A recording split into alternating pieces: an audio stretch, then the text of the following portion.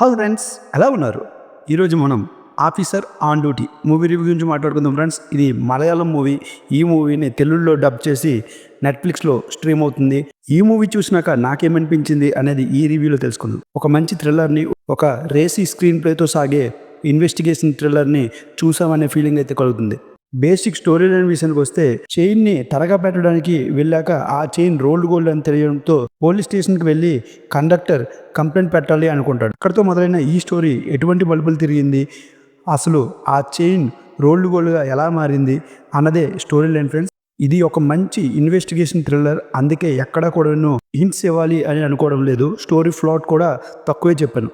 ఈ మూవీలో పాజిటివ్ విషయానికి వస్తే, ఫస్ట్ హాఫ్లో ఎక్స్ట్రాడినరీ స్క్రీన్ ప్లే ఉంటుంది. సెకండ్ హాఫ్ వచ్చేటప్పటికి ఆ స్క్రీన్ ప్లే చాలా రేసీగా సాగుతుంది.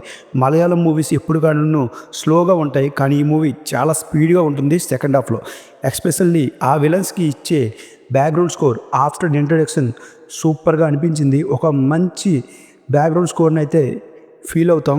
అంతేకాదు వాళ్ళ యొక్క యాక్టింగ్, ఇద్దరు లేడీస్ కూడా ఇచ్చే పెర్ఫార్మెన్స్ చాలా బాగా అనిపిస్తుంది. ఈ మూవీలో హీరో చాలా క్రూయల్గా చూపిస్తారు స్టార్టింగ్. తర్వాత ఆయన ఇన్వెస్టిగేషన్ ప్రాసెస్లో ఒక మంచి క్లెవర్ ఆఫీసర్ అనేటట్లు చూపించిన విధానం అయితే చాలా బాగుంటుంది. ఈ మూవీలో మెయిన్ హైలైట్గా చెప్పుకునేది ఒక్కొక్క మర్డర్ని లింక్ చేసి చూపించిన విధానం అయితే మాత్రం మిమ్మల్ని ఖచ్చితంగా ఇంప్రెస్ చేస్తుంది.